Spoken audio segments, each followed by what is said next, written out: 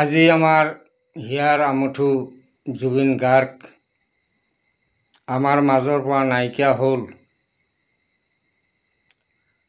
আমাৰ এটা অপূৰণীয় ক্ষতি হ'ল, ডাঙৰ এটা ক্ষতি হ'ল। তেখেতৰ নিচিনা গায়ক আমি আকৌ পামনে? যিজনে 40টা ভাষাত গান গাইছিল আৰু তাক সকলোৱে ভাল পাইছিল। এতিয়া কথা হ'ল কি, আমি যিখিনি বাতৰি পাই আছোঁ সেই মৰ্মে জুবিনক মাৰ্ডাৰ কৰা হৈছে, তেখেতক জানি বুজি মাৰা হৈছে। সেই মানুহজনৰ গাত একো নাছিল, এনে সাঁতুৰিবলৈ দিয়া হৈছিল।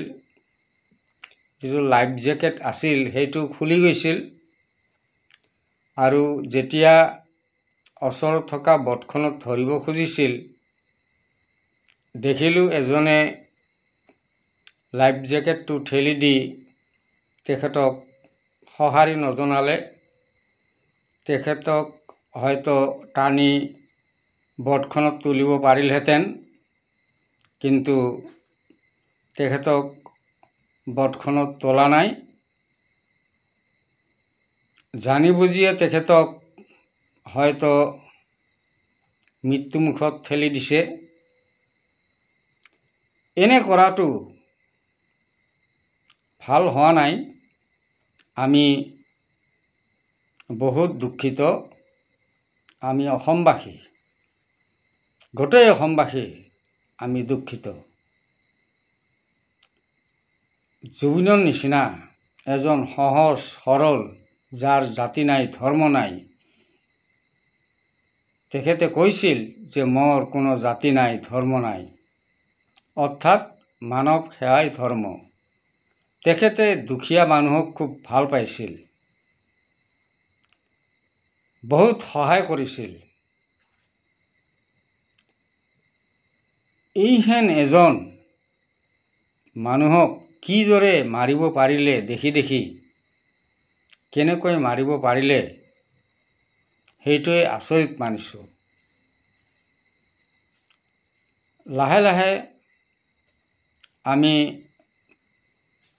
গম পাই আছোঁ, এতিয়া কিছুমান তথ্য ওলাই আছে, কিছুমান ভিডিঅ' ওলাই আছে আৰু সেইটো তদন্ত চলি আছে।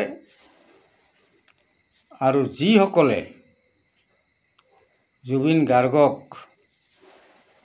এনেকৈ দেখি মাৰিলে বা মাৰ্ডাৰ কৰিলে, তেওঁলোক যেন এটাও সাৰি যাব নোৱাৰে। আৰু আমাৰ মুখ্যমন্ত্ৰী ডাঙৰীয়াও এই ক্ষেত্ৰত আগভাগ লৈছে। তেখেতে এজনকো ৰেহাই নিদিয়ে আৰু CBIৰ তদন্ত চলি আছে। এই তদন্তত নিশ্চয় গোটেইকেইজনে ধৰা পৰিব আৰু তেওঁলোকে শাস্তি ভোগ কৰিব। আজি এনেকুৱা এজন গায়ক, সেই গায়কজনক কেনেকৈ মাৰিব পাৰিলে? আচৰিত মানিছোঁ। ইমান নিষ্ঠুৰ নে?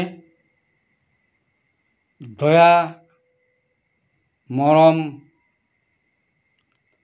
নাইনে অন্তৰত? এজন মানুহক তেনেকৈ দেখি মাৰিব পাৰে। তেখেতৰ হাৰ্টৰ বেমাৰ আছিল। এই অৱস্থাত তেখেতক সাঁতুৰিবলৈ কেলেই দিছিল? সাঁতুৰিবলৈ দিব নালাগিছিল। গতিকে তেওঁলোকৰ ভুল হৈছে। তেওঁলোকে ইয়াৰ উচিত শিক্ষা পাব। চৰকাৰে এতিয়া তদন্ত চলাই আছে। আৰু এই তদন্তত সকলো কথা ফাঁচ হৈ যাব আৰু কালপিত কেইজন ধৰা পৰিব। আমি বহুত দুখিত যে আমি এনেকুৱা গায়ক এজন আৰু পামনে? হয়তো আৰু এনেকুৱা গায়ক এজন আমি নেপাম। তাকেই বহুত দুখিত, বহুত দুখ কৰিছোঁ, তেখেতৰ কাৰণে কান্দিছোঁ। আমি উপায় নাই, কি কৰিব। মই আৰু বেছি নকওঁ, ধন্যবাদ। এতিয়া মোৰ ক'বলৈ ভাষা নাইকিয়া হৈ গৈছে।